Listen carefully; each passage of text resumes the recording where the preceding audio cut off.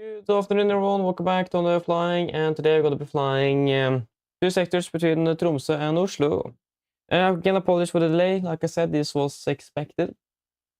So yeah, the bus got also delayed. So I should actually have about 15 minutes on me, but I ended up with 5. So yeah.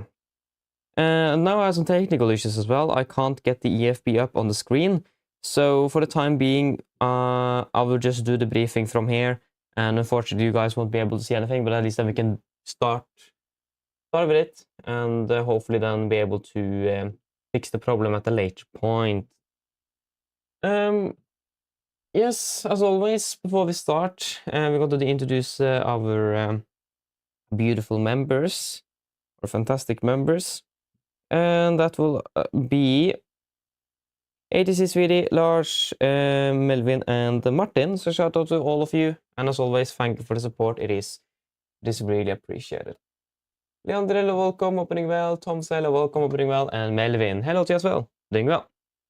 So yeah, shall we do the briefing then? We don't have much time now, so yeah. So today we're flying 2 flights, Tromsø, Oslo, Oslo, Tromsø. And yeah, nothing special going on here, really. Flying on the Max, Fox Golf Echo. And yeah, and the Norwegian shuttle EOC as well. Yeah, first flight we are departing at 16:30, so we're departing in about 46 minutes. Flight time 1 hour 50 minutes, landing also at 18:30.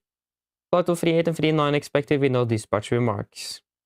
Minimum fuel today will be about 6.5 tons, so start thinking about the minimum fuel, or sorry, what we should have on board down towards also. So 6.5 is the minimum.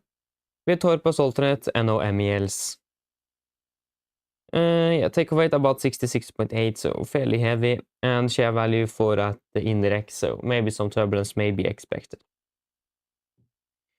Weather generally though is looking, should be generally good. The weather here in Tromsø at the moment is reported to be at 15:20, variable 2 knots, -9, condition 1024.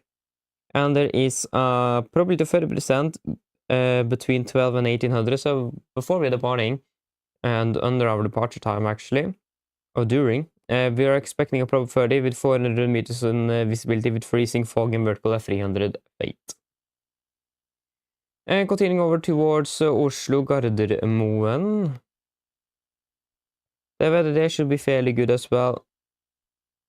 It is currently did 15 to 20 meters, a bit interesting. It is 0687, variable 350, 01, or sorry, 350, 100.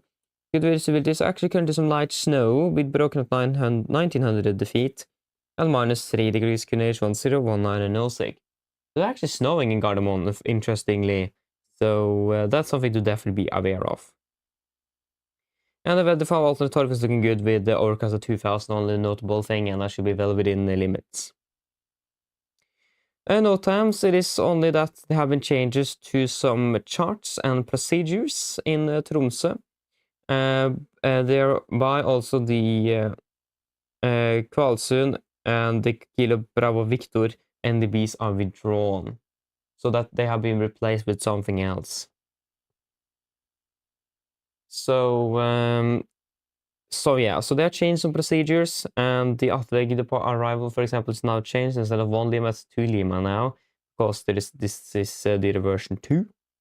So yeah, some changes generally on the charts and the procedures, but that will be easily identified on the charts. Gardermoen, same there as well, but it's more happening up in Tromsø. And still the minimums for RMP and the VR approaches for one on the right. And continuing down towards, the weather is looking fairly good. Nothing on the significant, and that's valid 10450 Washington, 18 UTC, 22nd of January 26. Expecting a January crosswind, tailwind actually on the way down. So yes, but yeah, what do you guys think about fuel then? Any thoughts? Or are we all happy with minimum fuel?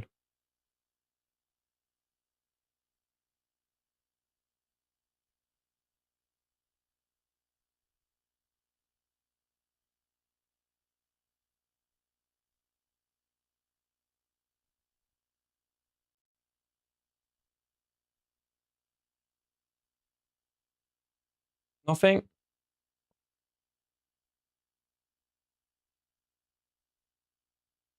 Then we'll go with 6,500 kilos. And for the return, 30 minutes on turnaround, departing at 1900, flight time 1 hour 40, landing at 2055, and 370 no dispatch remarks. Notable things, it's going to be Bodø as alternate.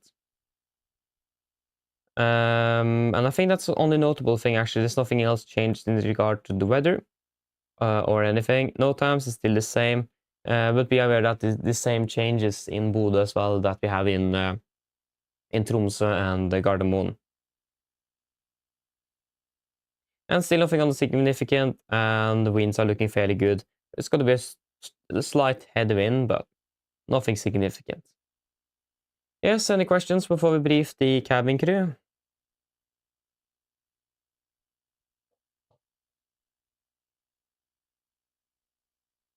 ATC, from what I know, no. At least there is nothing in Bodø at the moment. But then nothing else then. Then we brief the cabin crew then. So our briefing at least is complete. Yes, hello, good afternoon. My name is Fabian. I'm the captain and pilot in command today. And I will also go through this briefing with you. So, today is this 22nd of January 2026. We're flying 2 flights from Tromsø down to Oslo, and then a round trip up towards Tromsø.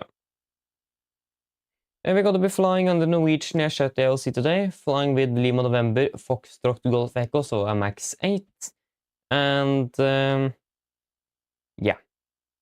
First flight, we are departing at 16:30. Maybe expect a delay because of potential, because of the crew change itself. So since this is a 35-minute turnaround, it may be a bit tight. So be aware of a very tight crew change. So expect probably a little bit of delay out of that. Other than that, not expecting anything significant for departure. And again, departing at 16:30. Should be a northbound departure, 36, most likely. Expecting a flight time to Oslo at 1 hour and 50 minutes. Expecting the cruising at 38 and 39,000 feet with nothing special going on the way down. And we should be landing at about 18:30, so just 2 hours after departure. But yeah, generally those looking fairly good en route. Again, we don't expect anything in regards to turbulence or something. So expect a fairly smooth ride to Oslo. Landing in Oslo, weather should be good there as well. It's going to be reported some light snow, but that may change. It's not forecasted, so it's something that I just prepared out of nowhere, at least not on the forecast. So we'll just wait and see if that's going to be changing. Most likely it will. We are departing out of Oslo at 1900, so 30-minute turnaround. Flight time to Tromsø, 1 hour and 40 minutes. And it's going to be landing at 2055 UTC. Again, the weather at Oslo, not expecting much with that. Should be fairly straightforward. And we don't anticipate much delays out of Oslo unless something special will happen. Expecting me cruising at 37,000 feet on the leg up, and it should be a fairly smooth flight as well. Don't expect any turbulence or anything on this route or this flight neither. Going into Tromsø should be still very good weather, and hopefully we're landing on time as well. Yes, that should mainly be it for it. Again, there's nothing special at least today. So yeah, there is no operational impacts that we are expecting today, except for probably there may be a slight delay with the crew change. And technical status for the aircraft, there's nothing reported on the MEL, but maybe there will be something reported on the tech log. But if there's anything for you, then I will report it to you back there. So I will have you updated on that. And it is no weather impacts that we're expecting. There is a probability of fog here, but it doesn't look like that will happen. So we should be fairly good. But again, We don't neither expect anything going on for the weather in Oslo, neither expecting that to be clearing up. Something to be aware of is that the aircraft is slightly delayed by about 7 minutes, so we will probably be quite a lot to do on that turnaround. So yeah, be aware of that at least. Yeah, that should be it. Any questions?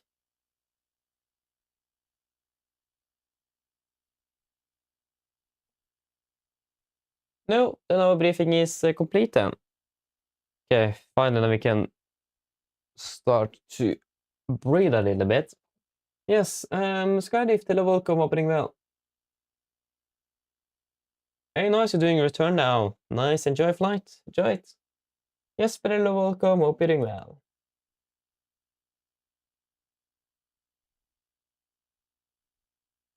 And now I need to see if I can get my iPad to work, because that one doesn't want to work.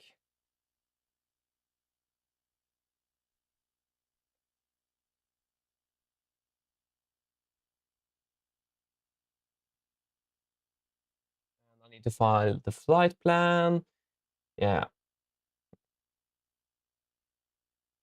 I don't really like that the flights are so close up to when I actually get home, but oh yeah. There is one flight next week, I think that will be even worse than this, and that's to Copenhagen. That means that will be departing 5 minutes earlier than this. Yes. Oh yeah, you're flying out of Verona. Oh, lucky you though that I'm able to do those flights today. Lucky you. But enjoy flights, enjoy it.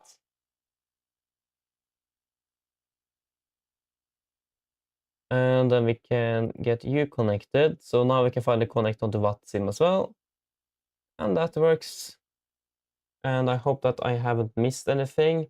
One thing I know I missed, or I haven't missed, but that isn't working, is that display thing. So I hope I will get that to work. Mohammed, hello, welcome. Hope you're doing well. If I did, I hope I pronounced your name correctly there. If I didn't, apologies, so correct me. Um,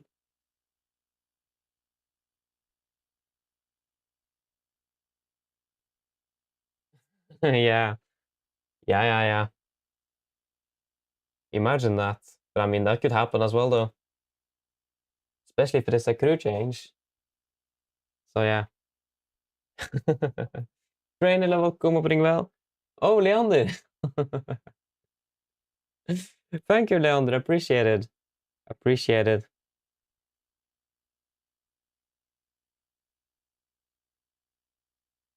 But yeah, again, thank you very much, though. Thank you.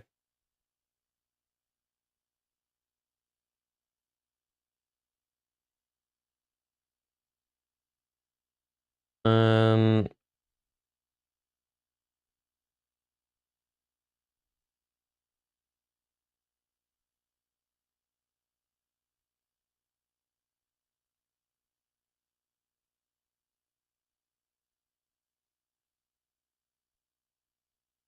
yes. Again, we just need to wait for can't even talk. Aircraft is turning final. It's behind an SCS. Did it depart on time? Absolutely not. It departed at 26. It actually departed behind schedule, but it have been able to save quite a bit of time. And I mean, when your company makes you able so that you can have such a delay and like be able to catch up the time on a normal flight, that is just a positive thing, in my opinion.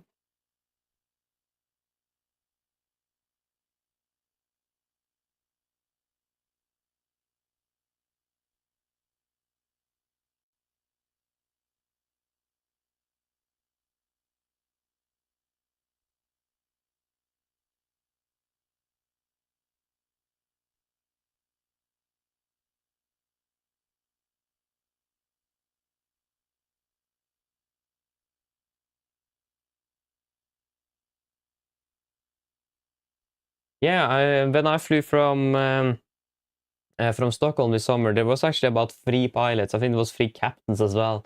I was deadheading on that specific flight to Oslo. So yeah, imagine some passengers get confused. And the thing is that you're, for the most part, you're just actually on work, on duty, so you will most likely then also be traveling in your uniform since you are on work. But I've heard that some do prefer to travel in civil clothes, but from what I understand, when you are deadheading, you're still at work. You get paid, so yeah.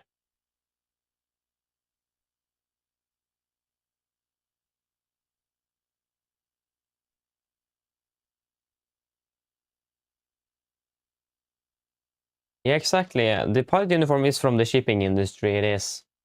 Or from the naval. Yeah, it is. So that is why it's quite similar to the naval uniforms, because it is pretty much where we got our uniforms from. Absolutely right.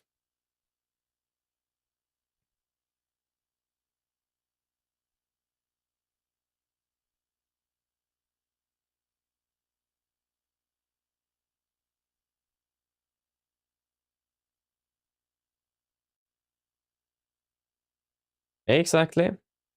At least that's what I've heard, but maybe that will be different in Norwegian, for example. But I know there's a lot of pilots commuting, and especially in Stockholm, where Stockholm is not a base, so Oslo, so then you need to deadhead or commute. So yeah, it's not unusual for Norwegian pilots to, or crew in general, to commute.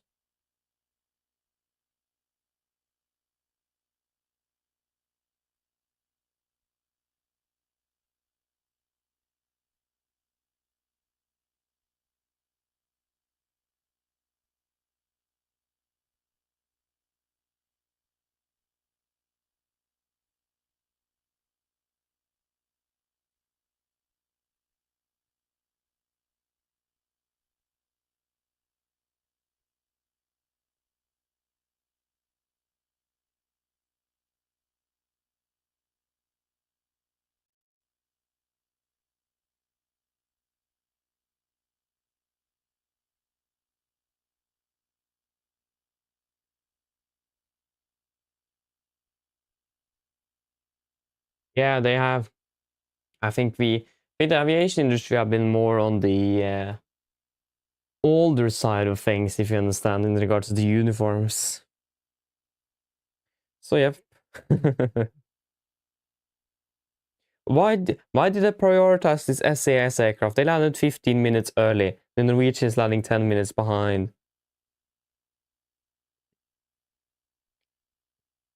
Okay, the SS did depart for 2 minutes earlier, but still, nevertheless.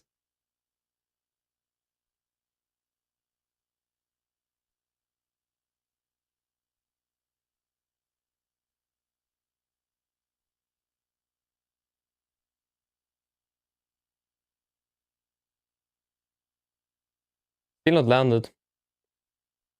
This could be a stressful turnaround indeed. And this is a full aircraft, I think, as well. I think this one was outsold, so that will be even worse.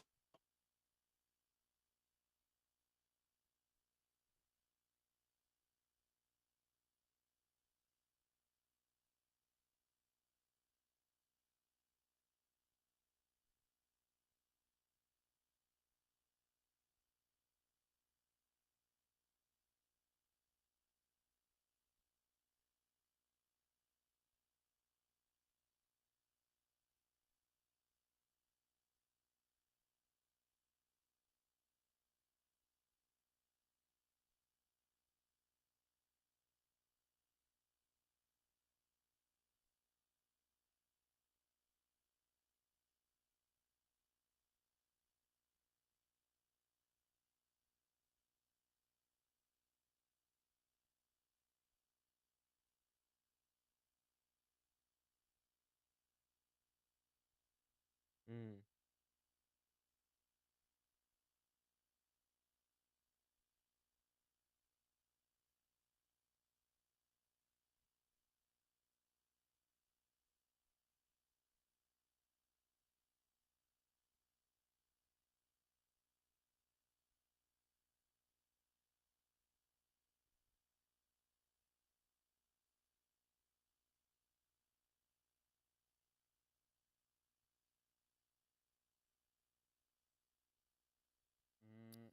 Just check something here on the settings page.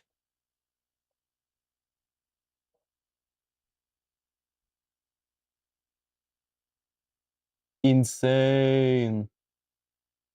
I mean, we can try insane then.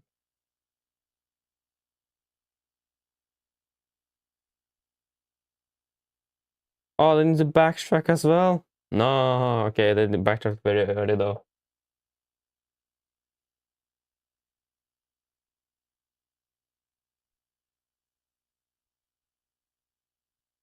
Gray uniforms, yeah, interesting though, interesting. Gray uniforms, yeah, that's something interesting. I mean, I'd rather said just seen blue or black, and then white, gold or silver stripes. That's what I've generally seen in the industry. But again, it does depend though. They design their own uniforms after all, so. Looks like they're de-icing a Widerøe aircraft there as well.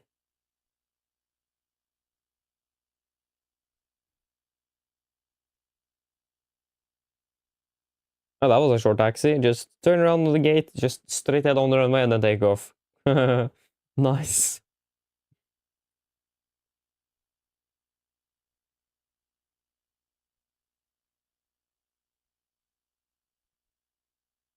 Where is this aircraft heading? Did they pass the stand, or is their parking stand unavailable because they are so early?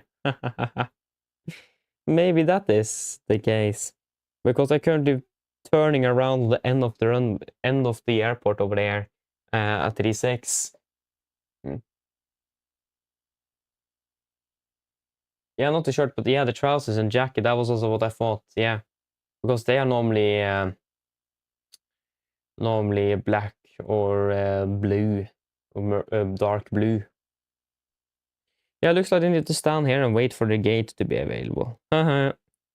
They should just have stayed in the air a bit longer.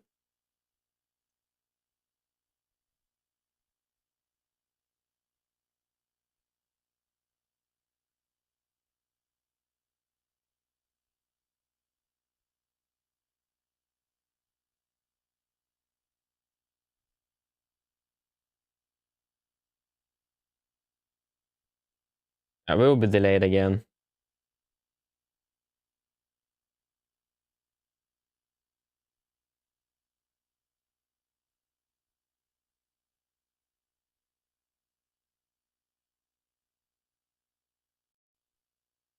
Now I really wish that this was real life. Can just have walked to one of those, to Herfra or something, and poor guy, and just bought some food because I'm hungry. I've not been able to eat. I didn't have time to that. So yeah, that's a bit interesting. Or unfortunate, I mean, not interesting. The poor SAS passengers. I think it is the opposite, the Tromsø Oslo departure here, that is departing now in 4 minutes from the gate that they are actually using. Because I imagine they switch gates in between here. Again, it's not always the best to be arriving early.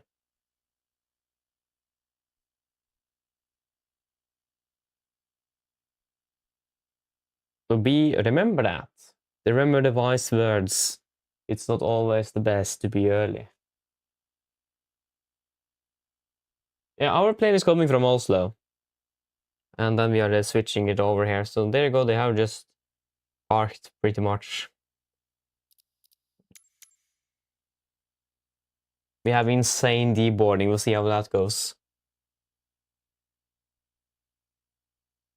Like, finding the average deboarding and boarding time is quite hard. I've tried to Google so many times.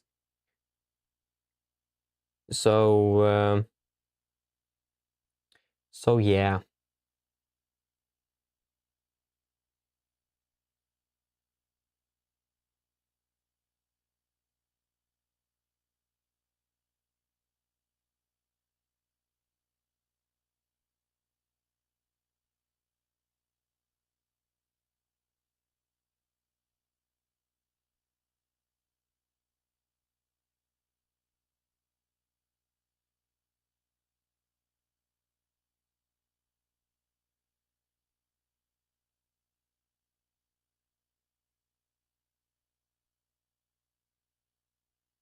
I wonder how quick insane deboarding is going to be.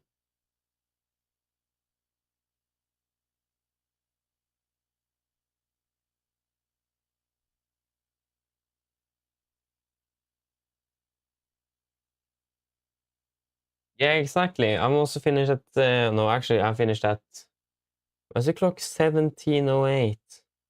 Oh, yeah, that's why it is. Huh?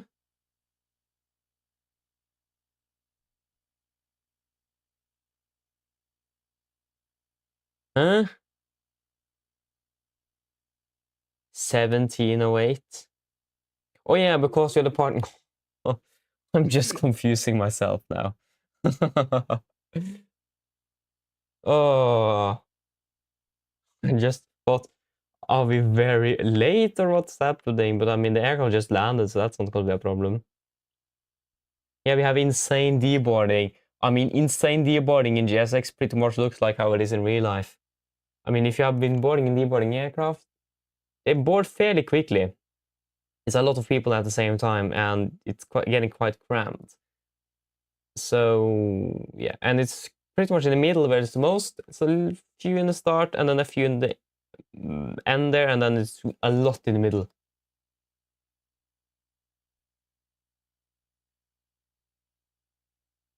But I mean, this looks quite insane, actually. Maybe this is too much.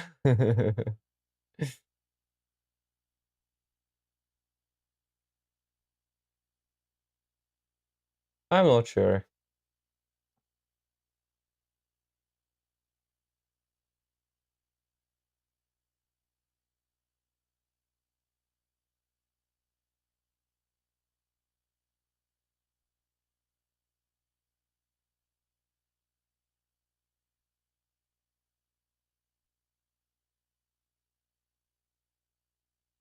Yeah, exactly. And Norwegian is a free boarding group, so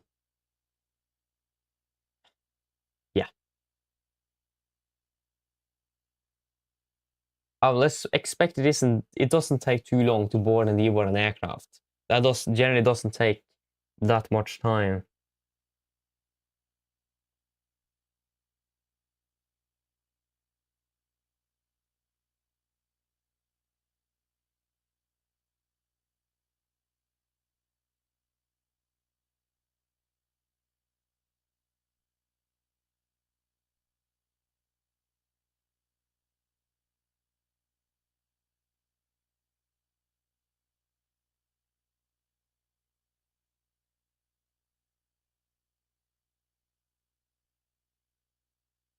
I mean, just look how many passengers it is.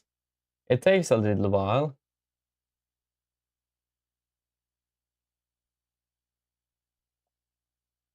And I'm still not sure if I got the iPad thing to work. I don't think so. Oh, it's working finally. At least it appeared. It appeared here. Yes, and then now connected. Okay. So now at least things are working normally.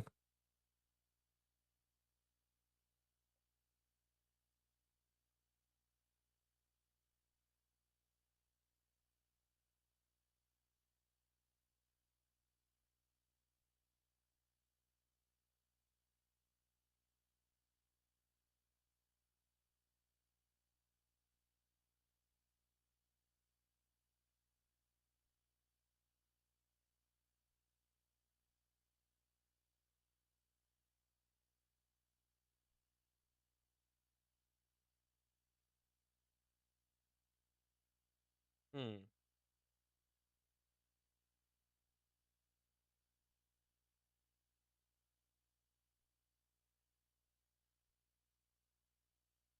But and now some more technical issues. That's nice.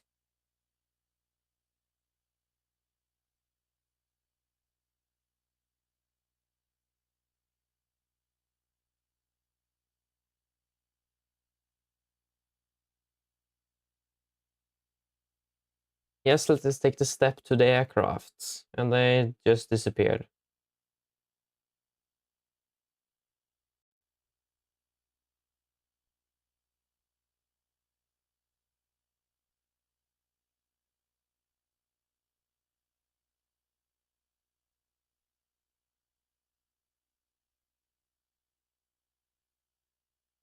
so I will probably not answer anything now before departure, unless there's anything to do with the flight, because we generally don't have time. We have 15 minutes, so this will be a tight one, but it's going to be possible. But again, look at this aircraft. Again, I love the Max, but it would be nice with a better version of the Max.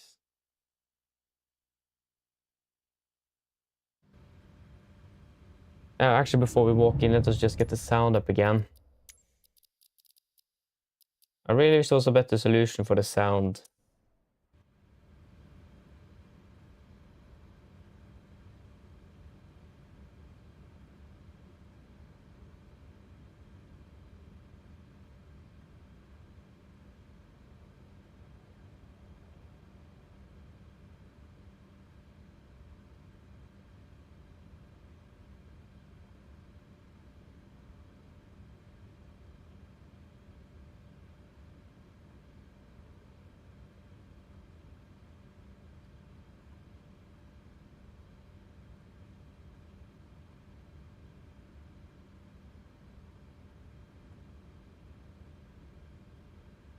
Yeah, apologies. Let's just quickly go in here.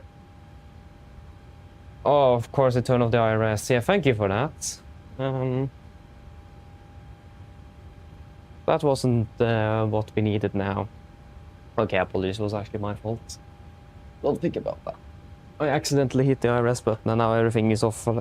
It's not aligned, so just need to live with that. Okay, so let us take a seat and just start setting up. I'll just wait with you a little bit. We need to get you on for the brakes, otherwise the front cargo won't work. We'll get the fuel truck.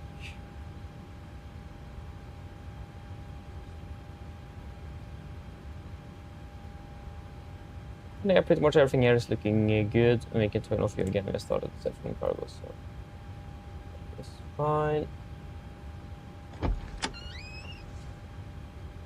I will monitor 1228.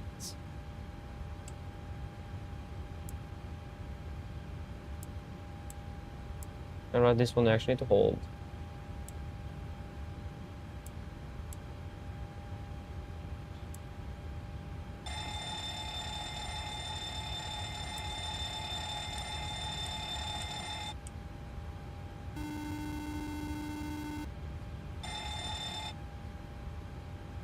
Yeah, it's working, so...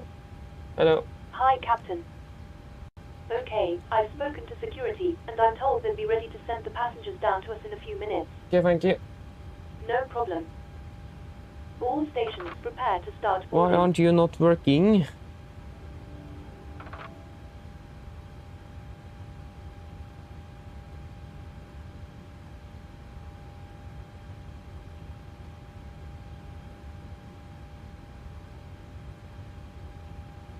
Yes, let us just get the performance tool then up and ready. 25k, that won't work, because we don't have that on the performance tool, so we need to switch to 20, whatever, that's the least number we have. We had 26, so 28 and 27. Yes, we need to be the 20, yeah, we need to change the engine rating, unfortunately. Paddle style, general, and 27. I just want to check that a few things here is not. What's the trim, for example? No, we don't need that. Other systems, ballistic, ballistic. Yes.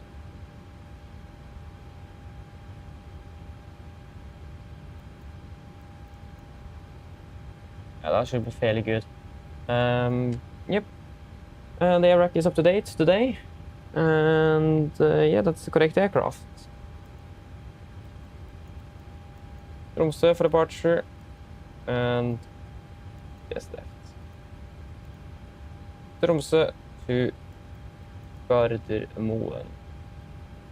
And let me see if I can get this thing to work then.